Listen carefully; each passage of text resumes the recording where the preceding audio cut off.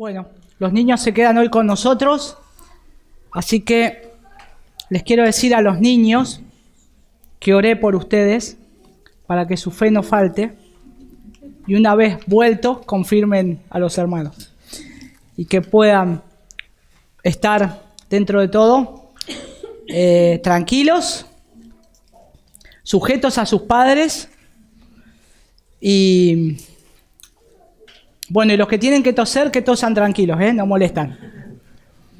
Andamos todos en la misma situación.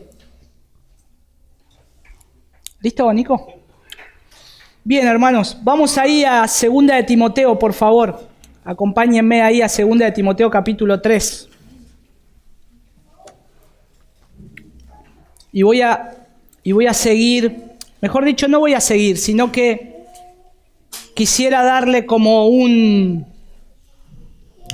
cierre, no un cierre porque el domingo pasado Pepe nos expuso acerca de por qué debemos confiar en la Biblia, ¿no?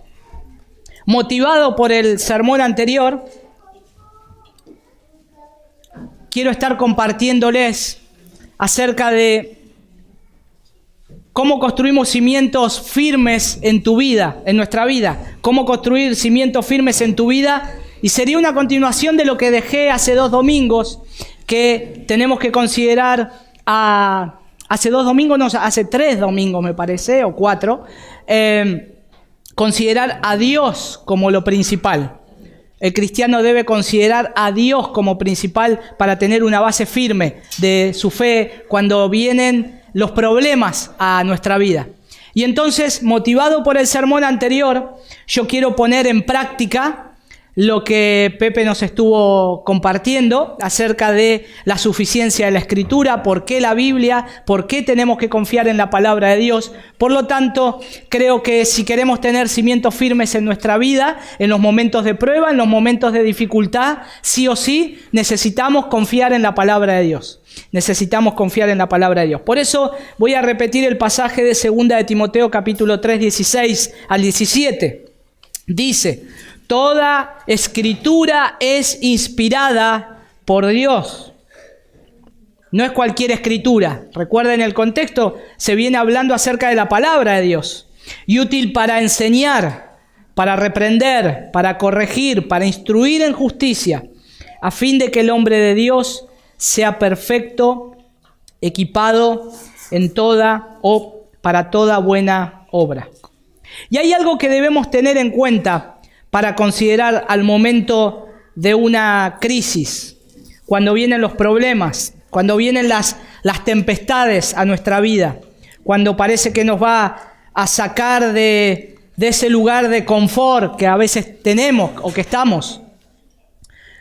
Debemos considerar que también los problemas van a venir a nuestra vida, pero que la Biblia es y será suficiente para cada aspecto de mi vida. ¿Cuántas Biblias tienen en sus casas? Yo conté, no me acuerdo, la última vez creo que tengo como, no sé cuántas Biblias, creo que más de 12 Biblias, entre versiones y de estudios y todo lo demás. ¿Cuántas Biblias nosotros utilizamos, más en esta época? Utilizamos Biblia de distintas versiones, utilizamos Biblias de estudio, utilizamos Biblia en el práctico celular que tenemos ahí a mano, con distintas versiones, y entonces ahora yo les podría decir, abran sus Biblias o prendan su celular para buscar el pasaje bíblico. Pero también hay casos donde yo he visto Biblias en todo tipo de lugar. He visto Biblias en negocios, he visto Biblias en auto, en torpedos de auto, abierta, en el Salmo 23. He visto Biblias en casas abiertas en un aparador, en el Salmo 23, con una franela, toda ahí. No sé si la usaban o la leían. Estaba abierta, ahí.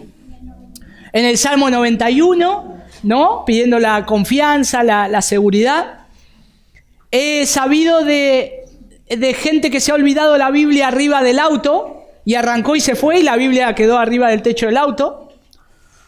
He sabido de gente que utiliza a veces ha utilizado la Biblia para equilibrar su cama, que estaba media renga, faltaba una pata. Entre tantos libros que puso, metió una Biblia, porque era gruesa. Y en un montón de casos más, que tal vez sabemos que está la palabra de Dios. Pero ¿para qué sirve la palabra de Dios? ¿Para qué sirve la palabra de Dios? ¿Para esas cosas? ¿Para tenerla abierta en un lugar? ¿Para exhibirla? ¿Para que esté en el auto, en el torpedo del auto, en la parte de atrás, en la luneta de atrás? ¿Para equilibrar un mueble? ¿Para qué sirve la palabra de Dios? Y creo que en la actualidad muchos hijos de Dios confían a veces en sus finanzas, confían en habilidades, en la ciencia, la sociología, la psicología, antes que la palabra de Dios. Se deja de lado la palabra de Dios. Está ahí, en varias versiones, en nuestras casas, en el celular, en varios lados. Pero no sabemos qué es lo que dice la palabra de Dios. ¿Qué es lo que contiene la palabra de Dios? ¿Qué es lo que a mí me habla que este libro sea un libro maravilloso, sea un libro estupendo? Por eso necesitamos ver un grupo de creyentes comprometidos con la palabra. Yo sé que nosotros somos un grupo comprometidos en su mayoría con la palabra. Un gozo poder memorizar la palabra. Un gozo ver a los niños cómo se les enseña a memorizar la palabra de Dios. Y es algo precioso y es algo valioso que podamos estar ocupándonos de los versos espadas, de la lectura anual. Y eso es algo que necesitamos, estar comprometidos encima de cualquier otra cosa y comprometido con la suficiencia de las Escrituras. Cuando en la antigüedad se fundaba una iglesia bíblica, siempre los misioneros bíblicos que iban con el mensaje de sola Escritura, solo la palabra de Dios, en primer lugar, el firmamento firme y fuerte para el cristianismo es la palabra de Dios. Pero para esto necesitamos un claro entendimiento de lo que significa la suficiencia de las Escrituras. ¿Qué significa la suficiencia de las Escrituras? No voy a andar nombrando todos los sínodos que se hicieron alrededor de la palabra de Dios, ni tampoco las confesiones. Es por este motivo que yo quiero llegar a conocer a Dios y la forma de que Él trata con su creación de una manera más profunda. ¿Y cómo lo voy a hacer? Por medio de la palabra de Dios, por medio de la Escritura. Y lo que pretendo hacer esta mañana, viendo este tema de construyendo cimientos firmes en nuestra vida y viendo que la Biblia es la palabra de Dios, es poder convencerte por medio de la misma Biblia, para que sepas que esta es la palabra de Dios. Convencerte que la Biblia, que ella misma es necesaria cada día, cada momento, en cada circunstancia, hasta el día que estemos cara a cara con el Señor. Ahora, la suficiencia de las Escrituras no implica que lo único que necesitamos es la Biblia. No es que necesitamos la Biblia. ¿Cómo hago un panqueque? No voy a ver en la Biblia, a ver cómo se hace. ¿Cómo se hace un buen asado? No voy a ver en la Biblia. Puedo ver los sacrificios, pero no es eso. Dice John MacArthur, dice esto, afirma que la Biblia es la máxima autoridad en todos los asuntos espirituales. Luego agrega él que el mayor defensor de sola Escritura tiene que admitir que la Biblia no dice nada acerca de las estructuras del ADN, de la microbiología, de la gramática, del idioma chino o de la ciencia espacial. Las Escrituras no nos dicen todo lo que queremos saber, pero sí todo lo que necesitamos saber para nuestra vida de piedad. De ahí es que hablamos que las Escrituras son suficientes para hacer santo al hombre que nació de nuevo, para hacerlo perseverar en el camino de la salvación hasta que entre en gloria. Para eso es la Escritura. Para eso es la palabra de Dios. Para eso es la Biblia que tenemos en varios lugares. Ahora, yo quiero mostrar en primer lugar la veracidad histórica y su consecuente verdad con la humanidad redimida. La verdad histórica de la palabra de Dios, no con muchos ejemplos, con pocos, para resumir. Pero después quiero ir directamente a mostrar cómo la palabra de Dios me ayuda en mis circunstancias diarias, cómo la palabra de Dios debe aplicar a mi vida. Entonces, en primer lugar, vamos a considerar esa veracidad histórica. Un libro tan poderoso, tan completo, con vida, como es la palabra de Dios, como vimos el domingo anterior también. Y es asombroso cómo el texto desde Génesis hasta Apocalipsis fue escrito por más de 45 autores. La palabra de Dios, este libro, fue escrito por más de 45 autores durante un periodo superior a los 1500 años. Bueno, qué buen dato, ¿no? Podríamos decir. Ahora hay un inconveniente acá, muy grande. ¿Cómo hacen 45 autores, alrededor de 1500 años, para ponerse de acuerdo, para hablar de un solo tema, de un solo mensaje, de una unidad que el Señor estableció en su palabra? ¿Cómo hacen? Podemos imaginar, aunque sean las posibilidades de algún error que puede haber, pero vemos que la palabra de Dios es suficiente y que no solamente eso, es la verdad y es veraz cada palabra. Es real, es convincente y se cumple cada palabra. Ahora, yo he trabajado en la librería cristiana, y he tenido la posibilidad de conocer a algunos editores, inclusive a algún escritor que ha ido a ofrecer el libro, y charlando con ellos, con autores diferentes, el mayor inconveniente, y era rara vez que haya dos autores diferentes escribiendo un mismo tema. Porque cuando sucedía eso, el libro tardaba años y años en salir. Y entonces, yo una vez le pregunté a uno, que eran dos hombres tratando de ponerse de acuerdo en lo que estaban escribiendo, y dice, el tema es que tenemos diferentes opiniones. Y el tema es que siempre aparece un error. Y es difícil ponerse de acuerdo entre dos escritores para sacar un libro. Entonces, imagínense, más de 45 autores durante un periodo de 1500 años. Si ponerse dos de acuerdo es difícil. Para poder escribir un libro es muy diferente, es muy difícil también determinar un libro a comparación de un solo autor. Es muy difícil. Entonces ahí podríamos decir que tenemos un testigo, decir, bueno, 45 autores, 1500 años, entonces es casi imposible que la palabra de Dios pueda tener una unidad. Entonces tiene que haber algo superior detrás de todo esto. Tiene que haber una inspiración divina, porque no se pueden poner de acuerdo tantos autores alrededor de tantos años. Ahora, esta es la historia de la Biblia. Un libro que ha superado y supera en la actualidad a la venta de cualquier otro libro.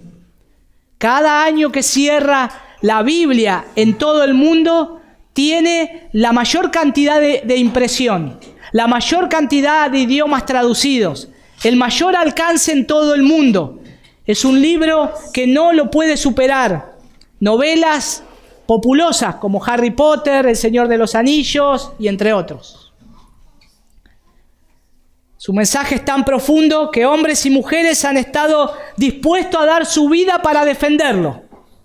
Si la palabra de Dios es suficiente, si lo que dice, como cita John MacArthur, que todo lo que necesitamos en la Escritura, y él lo dice citando la Escritura, que lo que necesitamos para la vida y la piedad está puesto en este libro, ¿por qué hay muchos que han dado su vida por este libro?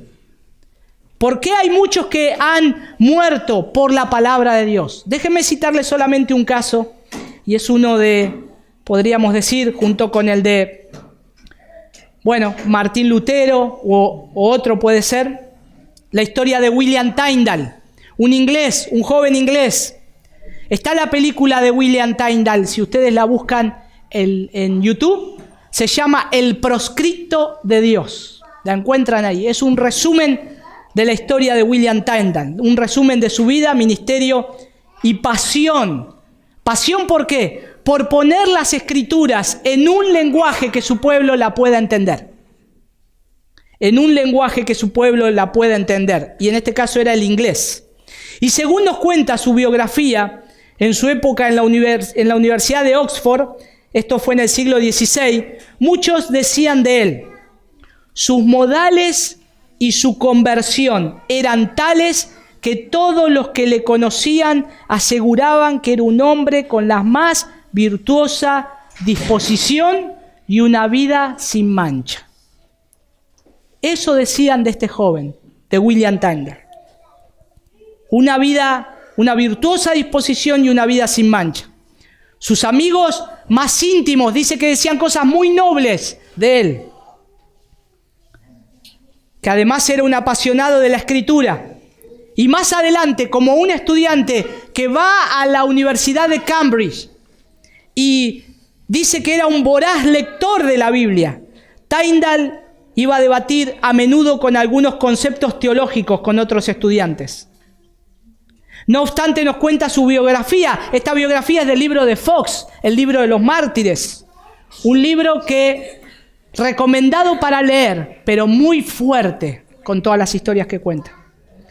Dice que en el libro de los mártires dice que sus colegas se aburrieron de sus convicciones. Se aburrieron de las convicciones de este joven y se mostraron celosos de sus incesantes citas de las Escrituras. Continuamente Tyndale hablaba acerca de la palabra de Dios. ¿Y qué quieren que hable? De Paturucito. Él era un apasionado de la palabra de Dios. Él era un voraz lector de la palabra de Dios. Dice el libro de Fox que sus conocidos a la larga se cansaron y dieron cabida a un rencor secreto en sus corazones contra él.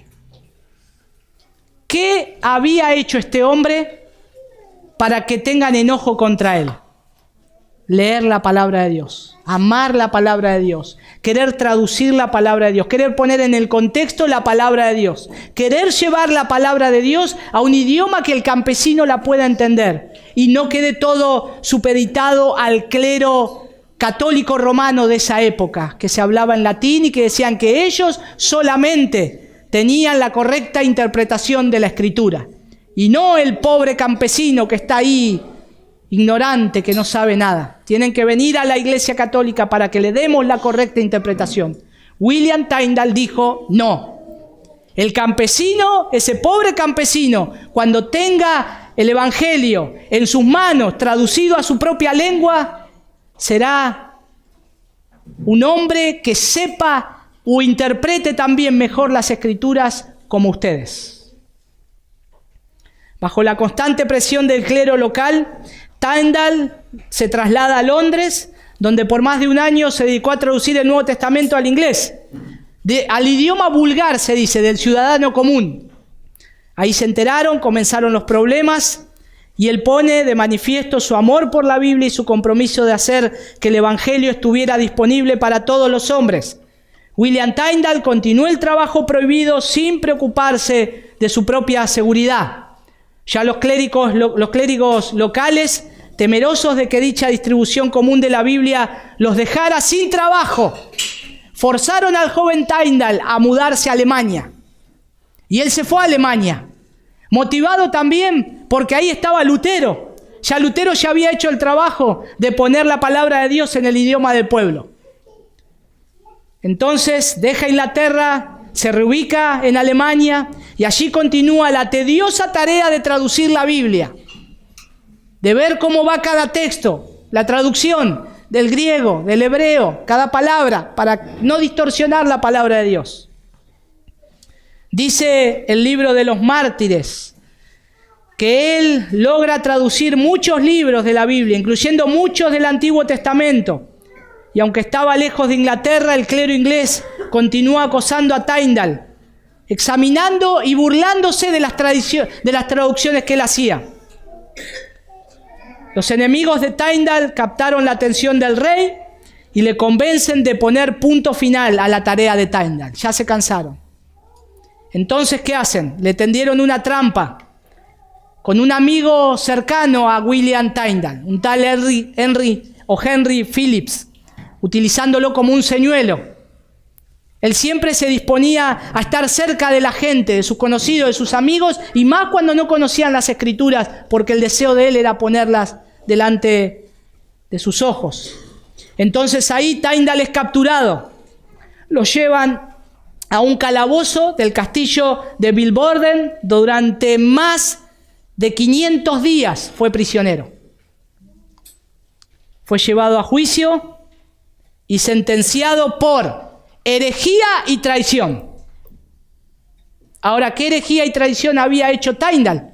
Si él tenía la palabra de Dios, si él predicaba el Evangelio. A primeras horas de la mañana, dice la biografía, el 6 de octubre de 1536, el gentil William Tyndale fue conducido hasta el patio de la prisión. El verdugo lo ató a un gran poste de madera. No estando dispuesto a implorar perdón por haber traducido la Biblia, Tyndale, retráctate de lo que has escrito. Tyndale niega lo que has escrito. Reniega de tu fe en Jesucristo. Tyndale no quiso hacer ninguna de esas cosas. En su lugar, Tyndale exclamó a fuerte voz: Señor, abre los ojos del rey de Inglaterra. Antes de prender fuego a la leña a los pies de Tyndale, el verdugo con tanta hazaña se tendió sobre el cuello de William Tyndale y lo estranguló hasta matarlo. En unos pocos minutos encendieron la leña y dice que su cuerpo fue consumido por las llamas. Y todo esto por la inquebrantable creencia en el poder de un libro, la palabra de Dios. Una sola historia nomás. No solo fue él, fueron muchos en la historia, muchos más en la historia, que podemos buscarlos. En la historia, en su peligrosa defensa de la Biblia, también otros fueron prisioneros, torturados, asesinados por su defensa directa de la palabra de Dios. Por defender directamente que la palabra de Dios tenía que estar en un idioma en que el pueblo la pudiera leer y pudiera conocer a Cristo. Ese fue el crimen. Mientras escribía esto, yo me recordé recordando a aquellos que eligieron morir por la Biblia y el Evangelio de Jesucristo que ésta contiene, yo me sentí conmovido porque estaba escribiendo y tengo una biblioteca llena de Biblias y llena de Biblias de estudio. Y miré las Biblias solamente. Y ahí vi la sangre de los que dieron su vida por este libro. Y que hoy nosotros podemos tener. Y que hoy nosotros podemos disfrutar. En realidad ellos tomaron una decisión también para que sus hijos, los hijos de ellos, y los hijos de sus hijos, sus nietos, puedan tener la palabra de Dios. No fueron cobardes, ellos dieron su vida por esto. Todos los que nacieron después también tuvieron la palabra de Dios en sus manos, incluyéndonos a ti y a mí, hermanos. Hoy tenemos la Biblia entre nosotros, entre nuestras piernas, en el celular. La podemos tener porque hombres como William Tyndale dieron su vida por el Evangelio y por tener la palabra escrita entre nosotros. Y para que nosotros tuviéramos acceso a este invaluable libro en un idioma que podamos entender. Dice un escritor: soportaron todo y se aferraron a sus creencias cuando el infierno se desataba para ellos, para que cuando el caos y la tragedia visiten mi casa, yo cuente con la palabra de Dios para darme consuelo, para proveerme la perspectiva de Dios y un recordatorio de su gracia. Por eso murieron estos hombres. Murieron para que nosotros recordemos sus historias y para que cuando estemos delante de una situación difícil, donde nuestra vida es sacudida, vayamos a la Biblia y antes de abrirla podamos contemplar que hubieron hombres que murieron por esto. Y cuando la abramos vamos a encontrar la gracia y el perdón y el amor y el consuelo del Señor. Un tesoro más profundo. Pero recordar lo valioso que es la palabra de Dios. Y es este libro. Y pensemos cada día cuando lo tengamos entre nuestras manos. Pensemos cada día cuando nos levantemos a la mañana. Pensemos cada día cuando de refilón veamos nuestra Biblia guardada en algún lugar. o la Biblia en algún lugar, que podamos ir y tomarla y poder nuevamente memorizar textos, recordar historias, mirar nuevamente las maravillas del Señor y recordar también, ¿por qué no?, con esos hermanos que nos encontraremos en el cielo, como William Tyndale, Martín Lutero, Wycliffe, Hus, montón, esposos, esposas, padres, madres, abuelos, niños, se convirtieron mártires por este libro. Se convirtieron en mártires por este libro. Cuando hace un tiempo atrás conseguí un ejemplar de La Voz de los Mártires, el tomo 1, donde hay historias impresionantes de hombres, mujeres, niños, jóvenes que rehusaron negar a Cristo y en un instante fueron asesinados por su fe. Yo recuerdo el contexto que leía este libro. Y yo lo leía en mi casa y lo abría. Y eran libros de tragedias. Eran libros donde no cruelmente, sino ya abiertamente decían cómo fue asesinado tal niño por no negar la Biblia. Cómo fue arrancado de los brazos de su padre a los verdugos, tirado a la hoguera. O muerto de un disparo por no negar la palabra de Dios. Yo leía este libro sentado en mi casa, calentito, con un mate al lado, con unos bizcochitos, y era toda una contradicción. Leyendo eso y con mi comodidad. Y en un momento me acuerdo que, no me acuerdo, lo compartíamos con mi esposa. En un momento leyendo eso yo me imaginaba y trataba de ponerme en el lugar de estas personas. Y me imaginaba que yo estaba leyendo y al momento tiraban la puerta de mi casa abajo. Y entraban varios policías y me arrastraban hacia afuera. Y me decían si era cristiano, golpeándome, llevándome a la calle, siendo un espectáculo de la gente. Y a ver yo qué hacía. Y si iba a negar mi fe. Y al no negar mi fe, ahí mismo me acribillaban delante de todos. Y es como que ese momento de estar en ese reposo, de estar con ese mate calentito, con esos bizcochitos, con el frío que hacía afuera, desapareció por un momento. Y me di cuenta que fue algo heroico lo que hicieron estos hombres. Y me preguntaba, ¿estaré yo dispuesto a eso?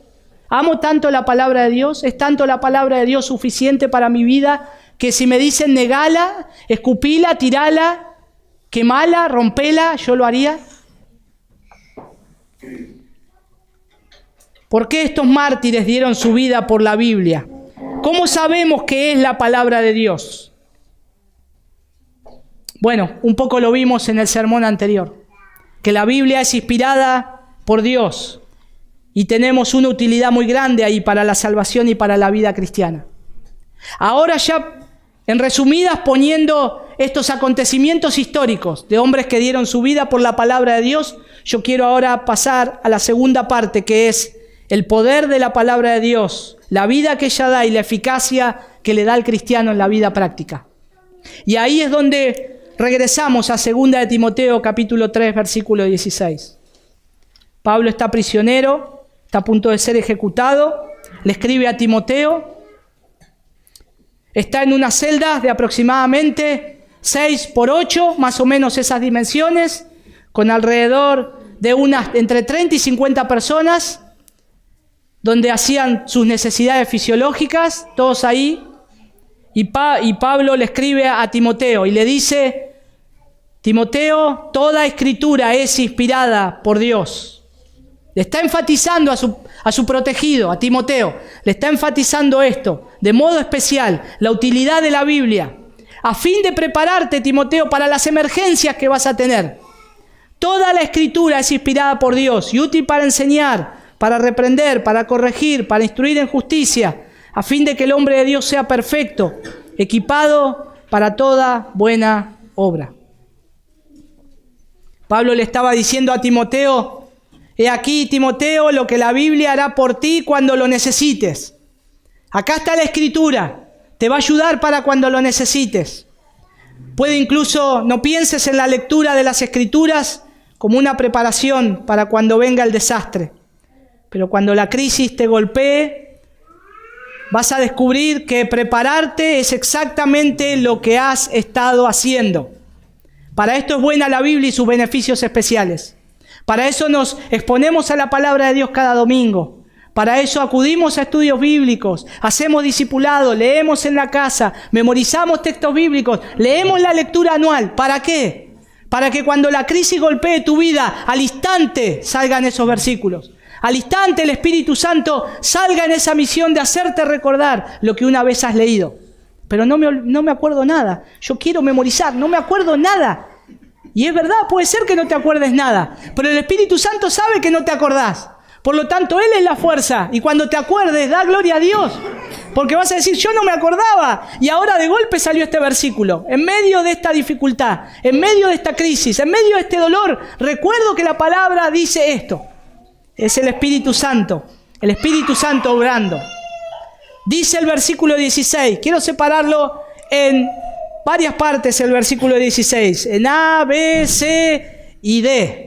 La primera parte, versículo 16, A, enseñar. La Escritura es útil para enseñar. Enseña la verdad, la única verdad. Pablo le dice a Timoteo que la Biblia era útil para enseñar. Es útil para enseñar.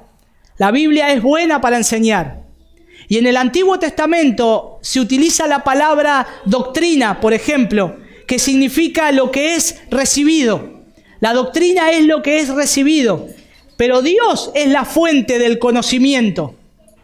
Dios muestra al pueblo de Dios en cada uno de sus actos. Cuando trae los juicios para el pueblo de Dios a veces, por apartarse de Dios, por dejarlo a Dios. Y les recuerda el conocimiento que ellos tenían de la palabra de Dios. Y la enseñanza eran sus juicios. Por lo tanto, la palabra de Dios muchas veces va a traer estas cosas. La palabra de Dios te va a corregir y te va a enseñar y a veces te va a doler. Porque el conocimiento que tenemos de la palabra de Dios nos va a traer a la memoria esas enseñanzas de Dios. Como en Deuteronomio 4:1, que dice, Dios le dice a Israel, ahora pues, oh Israel, oye los estatutos y decretos que yo os enseño, para que los ejecutéis y viváis, y entréis y poseáis la tierra que Jehová el Dios de vuestros padres os da. Dios era el que les había mandado y les había conducido. Ahora el Señor dice, esta palabra que yo les hablo, acuérdense. ¿Pero para qué? Para que la hagan. Y a su vez, ¿quieren vivir? Bueno, háganla porque van a vivir. ¿Quieren tomar la tierra? La van a tomar, van a entrar y la van a poseer. Pero tienen que estar oyendo mis palabras, haciéndolas oír y ejecutándolas. La única manera es a la manera de Dios. A veces queremos hacer al revés. Quiero hacer mi voluntad y después le digo a Dios, bueno, a ver qué dice acerca de lo que dice mi voluntad. No, es al revés. Tengo que buscar en la palabra de Dios cuál es su voluntad. Tengo que buscar en la oración cuál es su voluntad. Y el Señor me va a guiar. Y en palabras también el Señor nos enseña. Nos puede enseñar en juicios, como ahí en Deuteronomio, nos puede enseñar también en palabras. Dice ahí también Deuteronomio 4:10, el día que estuviste delante de Jehová tu Dios en Horeb, cuando Jehová me dijo, reúneme a mi pueblo para que yo les haga oír mis palabras, y las cuales aprenderán para temerme todos los días que vivieren sobre la tierra, y las enseñarán a sus hijos. Ahora Dios les recuerda una seria exhortación a la obediencia y contra la idolatría. Noten ahí los énfasis de lo que Dios le dice. Hagan oír mis palabras, apréndanla y enséñenla. Hagan oír mis palabras, apréndanla ustedes y enséñenlas a otros. Es la única manera que yo puedo estar enseñándoles. Ahora Dios es la fuente de conocimiento y su enseñanza también es manifestada en su voluntad, que está contenida en la ley. Hoy leíamos el Salmo 119, una porción, y habla de la ley del Señor. ¿Con qué guardará el joven su camino? ¿O con qué limpiará el joven su camino? Con guardar tu palabra, con guardar la palabra del Señor. ¿Está desocupado? En el Nuevo Testamento Jesús es el objeto inmediato de la doctrina, y la conducta del creyente es el resultado. En el Antiguo Testamento Dios las órdenes directas por medio de los pactos Y ahí estaba hablándole al pueblo de Dios. Ahora en el Nuevo Testamento, Dios es el mismo, ayer, hoy y por los siglos, y nunca cambia. Pero ahora nosotros vemos que ya tenemos a Cristo. Y ahora vemos que lo que en el Antiguo Testamento Dios hablaba por medio de todas las cosas, ahora está Jesús materializado. Ahora tienen que mirar a Jesús, porque Jesús es el objeto directo de la doctrina. Antes lo tenían por medio de los profetas, lo tenían por medio de que Dios hablaba a los sacerdotes y Dios mandaba y le decía al pueblo, hagan esto para que vivan. Ahora Jesús está entre la gente y ahora el Hijo de Dios, hay que ver a Él. Ya los profetas pasaron, ya todo era sombra de lo que ahora están viendo con sus propios ojos materializado. Jesús, mírenlo a Él, es el objeto inmediato de la doctrina. Y la conducta de creyente es el resultado. Jesús es el objeto de la doctrina que yo tengo que mirar, que yo tengo que considerar cada día. Y el resultado del cristiano va a ser su conducta. ¿Cómo te conducís? Lo que haces. ¿Cómo ves la voluntad de Dios? Y es interesante ver que en la Nueva Traducción Viviente traduce esta parte del texto de 2 Timoteo 3:16. ¿Algunos lo tienen en el celular? Búsquenlo ahí si quieren, No sé si el que hizo la aplicación del celular murió como mártir, no se lo aseguro, pero aprovechenla. Dice, toda la Escritura es inspirada por Dios y es útil para enseñarnos lo que es verdad. Lo que es verdad. Y para hacernos ver lo que está mal en nuestra vida. Sencillo. Es sencillo. La palabra de Dios es inspirada por Dios, pero es útil para enseñarte y para decirte lo que es verdad. Para decirte lo que es verdad y para hacernos ver lo que está mal en nuestra vida. Y eso es lo que Pablo le estaba haciendo el énfasis a Timoteo. ¿Recuerdan lo que Jesús les dijo a los judíos que habían creído en Él? En Juan capítulo 8, versículos 31 y 32. Si se mantienen fieles a mis enseñanzas, serán realmente mis discípulos. Y dice Jesús, y conocerán la verdad, y la verdad los hará libres. Hermanos, vivimos en un mundo donde la verdad fue destruida, donde la verdad ya no existe, donde todo es relativo, donde no hay una verdad absoluta, donde sacan a Dios de la ecuación, donde la psicología se ha metido hasta en la iglesia. Y entonces ya no necesitamos tanto la suficiencia de las Escrituras, necesitamos también lo que dice el psicólogo tal o cual. Y lo que necesitamos para conocer la verdad del Evangelio, para conocer la verdad del cristiano, para conocer la verdad de lo que Dios me dice, es la palabra de Dios. Es suficiente y es necesaria. Vamos a la parte B del versículo 16, reprender. La parte A es enseñar, la parte B es reprender. Pablo le dice que es útil para esto. Ahora, ¿por qué reprender? Bueno, cuando estamos en problemas o nos alejamos de Dios por culpa de nuestro propio fracaso o rebeldía, la palabra de Dios nos llama la atención y nos vuelve hacia Él, nos corrige hacia Él, nos reprende, es necesario. Necesitamos ser reprendidos. ¿Se acuerdan la película del progreso del peregrino? Aquellos que la vieron, cuando Cristiano se aparta del camino, en el libro original, no sale en la película, pero en el libro original dice que aparece un ángel que lo vuelve al camino y lo azota.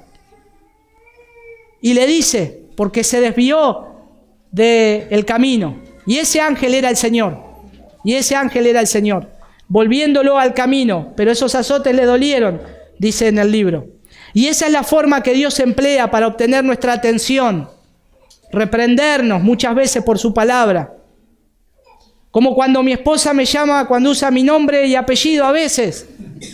O cuando a veces nos llamaba nuestra mamá con todo el nombre completo. Y estábamos en otro lado, en otra pieza, en el patio, jugando en la calle. Decíamos, uy, y tratábamos de ver qué hicimos. O qué no hicimos, o qué dejamos de hacer. Pero ya sabíamos que ese llamado, ese Víctor Hugo, vení para acá. Ay, ese era un llamado de atención, era una reprensión. Y eso es lo que la palabra de Dios nos dice. Para que no ignoremos la voz del Señor, el Señor nos llama de esa manera muchas veces. Para que nosotros volvamos la atención rápidamente hacia Él. Y que nosotros podamos ver con urgencia y considerar su voz. Hermanos, amados, cualquier cosa que sea necesaria para captar la atención, que Dios nos llame cuando nos estamos desviando. No lo dejemos pasar por alto. No lo dejemos pasar por alto. Dice un autor, en ocasiones el beneficio de que el infierno se desate en tu vida es que justo en esos momentos oímos la voz de Dios de una manera más vivida. Cuando a veces las circunstancias nos pasan todas, ¿vieron cuando decimos nos pasan todas? Todo. Se enferman, alguien, problema en el trabajo, problema en casa. Diría un conocido, tomamos un taxi y viajamos parados. Nos pasan todas. Ahí es cuando Dios nos está llamando la atención, para que nosotros veamos y volvamos a la palabra de Dios y recordemos todo lo que aprendemos de la palabra de Dios. Todo lo que sabemos de la palabra de Dios, porque no es en vano, no es en vano, y nos van a servir para esas ocasiones. En su libro El problema del dolor, el doctor C.S. Lewis reflexiona lo siguiente: Dios nos susurra en nuestro gozo, dice C.S. Lewis, pero nos grita en nuestro dolor.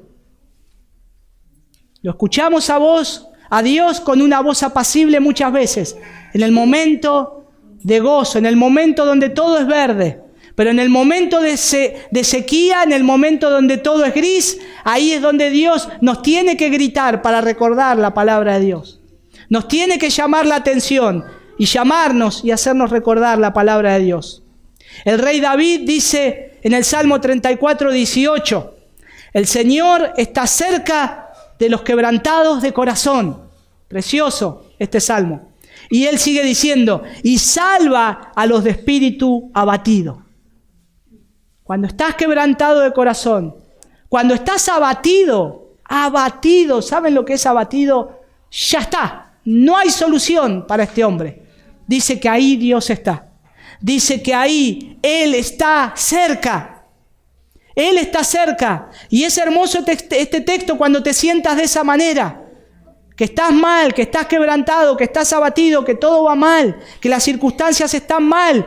Dios ahí está cerca. Y lees este salmo y tu espíritu es como que resurge de la ceniza.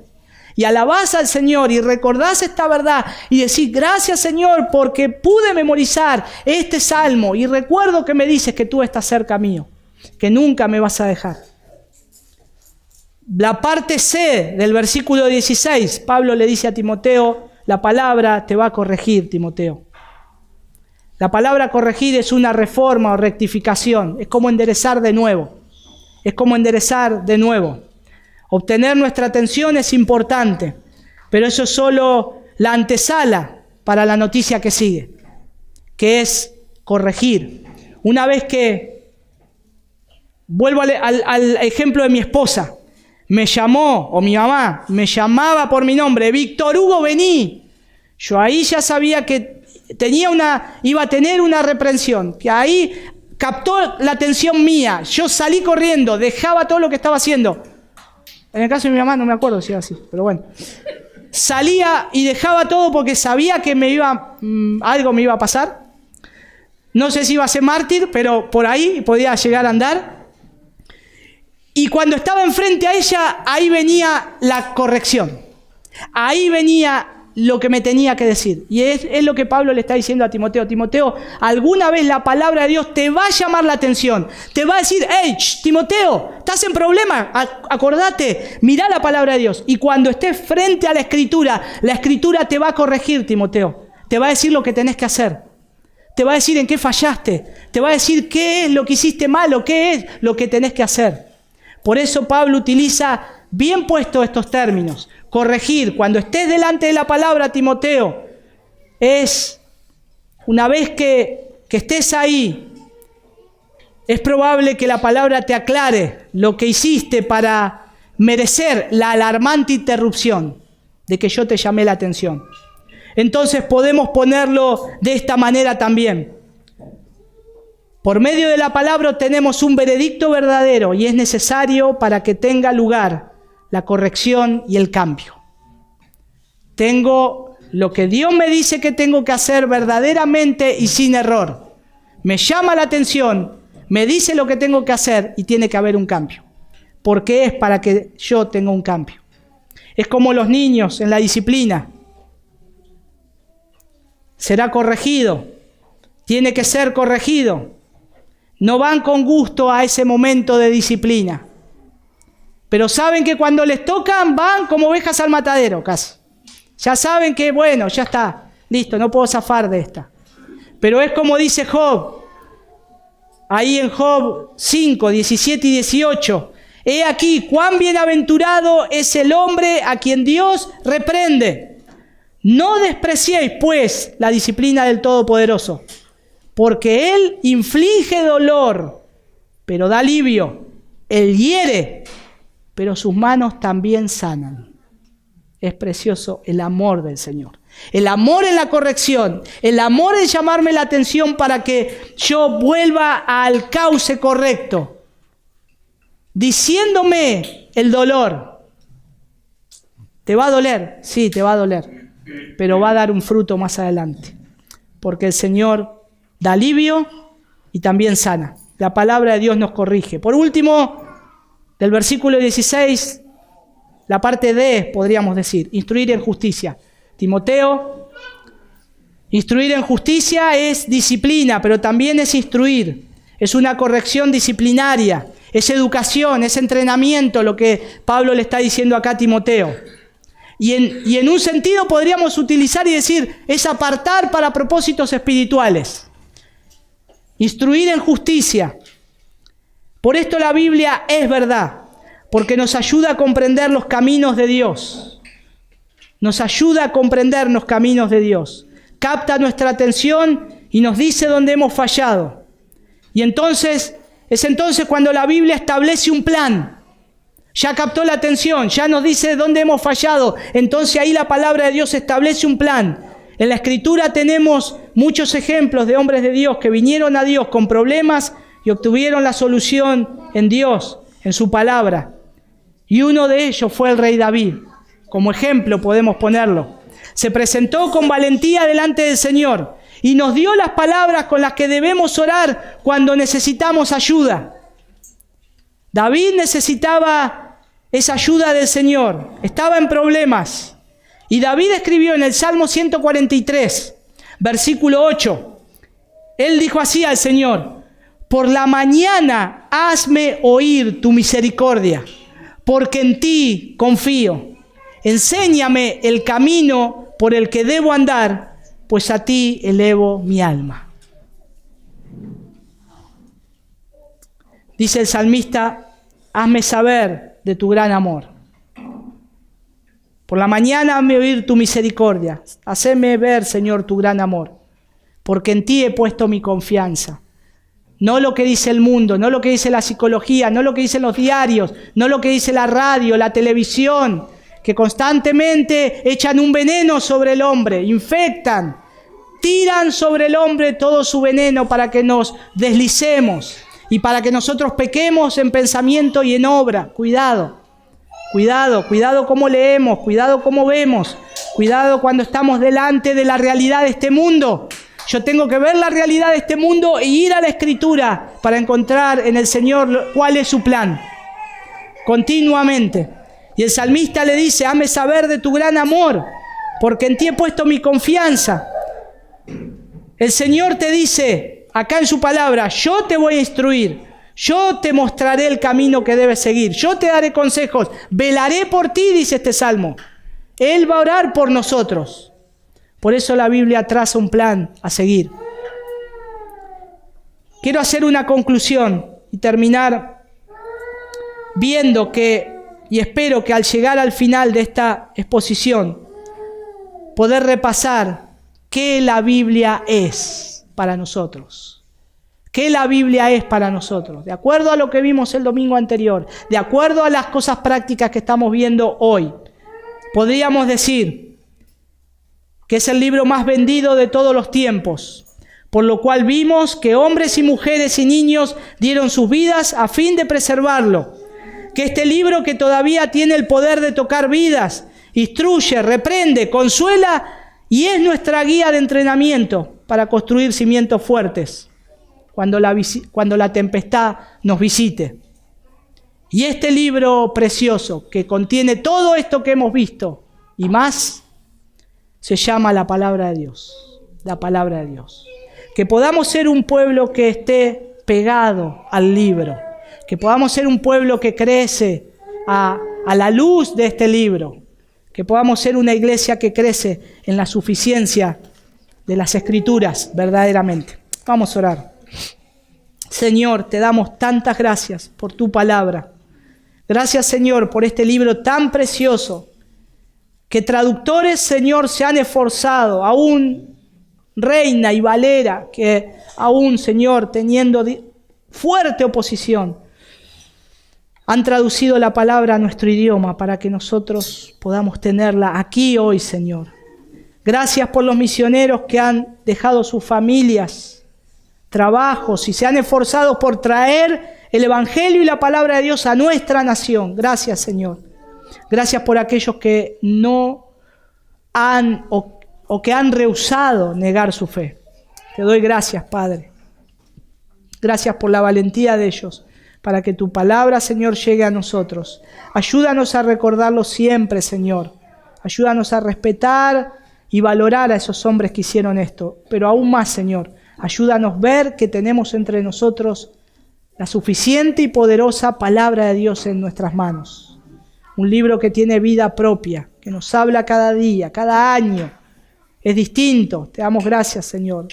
Enséñanos por medio de tu Espíritu a sumergirnos en la Escritura, Señor. Que sea un deleite cada día, Señor. Que no le demos una repasada, una ojeada así a la pasada, sino que la vivamos, Señor, y que podamos proclamarla y que podamos, Señor, estar con la palabra delante de nuestros ojos.